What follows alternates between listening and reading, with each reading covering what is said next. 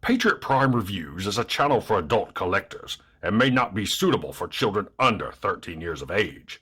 Viewer discretion is advised. Hey, what's going on, guys? Patriot Prime here once again with another Transformers review. But before I get started, I need you guys to do me a favor. If you're watching this video right here and are not a subscriber of Patriot Prime Reviews, please hit that subscribe button right now. It won't cost you a thing, but will help me and my channel out tremendously. Also, make sure and visit my sponsor, Toyhax.com. Toyhax provides reproduction and upgrade decal sets for Transformer toys from Generation 1 to the latest modern figures. Make sure and stop by the Toyhax Armory, where they can equip your figures with new weaponry in multiple colors, and Toy Stages provides backdrops for figure displays and photography. Each purchase with Toyhax earns you RoboCents that can be used for future purchases. You can check your balance anytime in your cart. Toyhax is a company run by collectors for collectors. So check out Toyhax.com and make your collection stand out from the rest. And tell them Patriot Prime sent you. Now, on to the review. The featured bot in this video is 1985's Generation 1 Thrust. Now, Thrust hitting the toy shelves in 1985 more or less guaranteed his appearance in the animated television show. And Thrust made his debut in the Season 2 episode Dinobot Island. Thrust was then a reoccurring character throughout all of Season 2 and parts of Season 3. No real standout episodes that I could think of, but he did make quite an impact on Optimus Prime's grill in the 1986 Transformers movie.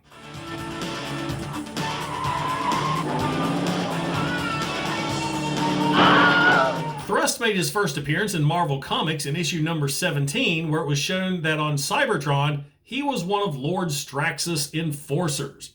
Thrust, along with Dirge and Ramjet, finally arrived to Earth in issue number 21 via the space bridge to help Megatron with his attack on Hoover Dam. Now, after issue 21, Thrust was just more or less a background character, and he made his last appearance in issue number 47, where he is flying some humans off of the Club Con Resort. So that's pretty much it with the history of Thrust. Now let's take a look at this awesome Generation 1 jet. And welcome to Patriot Prime Reviews.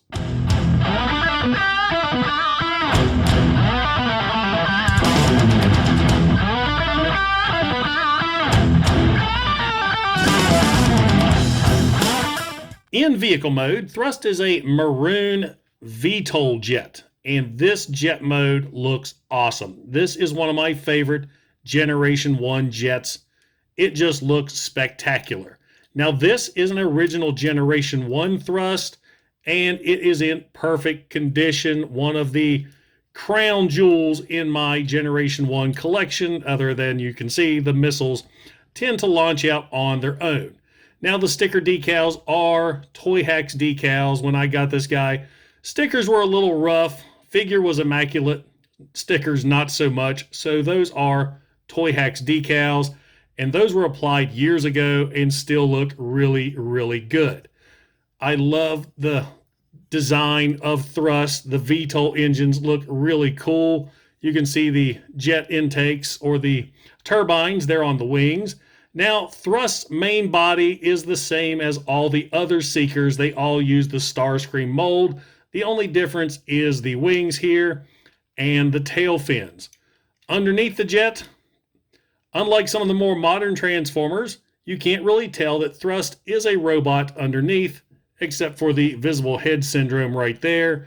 Thrust also has landing gear, and underneath, as I kind of hinted at earlier, there is launching rockets, but thanks to toy safety laws, they really don't go anywhere. And that is pretty much it for Thrust in jet mode. Oh, he does have this tinted canopy right here that can open and close. That's mainly used for storage of the landing gear. So now let's get Thrust transformed into his robot mode. The first thing you want to do is remove the landing gear. And that goes right here for storage inside the cockpit. Make sure the wheels go in first and shut the cockpit. Then you're going to remove the wings. Thrust is a parts former. You're going to take the nose cone, bend that down, bring your fingers up and under, and push these sections out and around. Now you're going to separate the nose cone, bend it down, feed it through and over, bringing up the robot head. Down here on the bottom, flip those out for the robot feet. Now you're going to attach Thrust's fist. He does have a right and left, so make sure you get the right ones attached. You've got the wings. You're going to take the launchers off and remove the missiles. Mine have already removed themselves. We'll go ahead and attach the wings right there. The pegs go in the holes there on the side, like so. Take the launchers, and you're now going to attach these to the arms. There's one, and the other. And now you're going to attach Thrust's null rays, which are these longer weapons. Those will slot right in and click into place, and there you have Thrust in robot mode. And I think Thrust looks great. The wings and new collar scheme really adds a lot to this figure. Now, Thrust is the only one of the 1985 Seekers that comes with the same weapons that the 1984 Seekers had, with the launchers, the longer weapons, and these little cluster bombs. Now, in the comics and cartoon, Thrust was always shown as a cone head, and you can get that look just by bringing the cone up like so. Now, the official transformation is just like this, the same as Starscream, Thundercracker, and Skywarp, but to be cartoon accurate, you leave the cone up.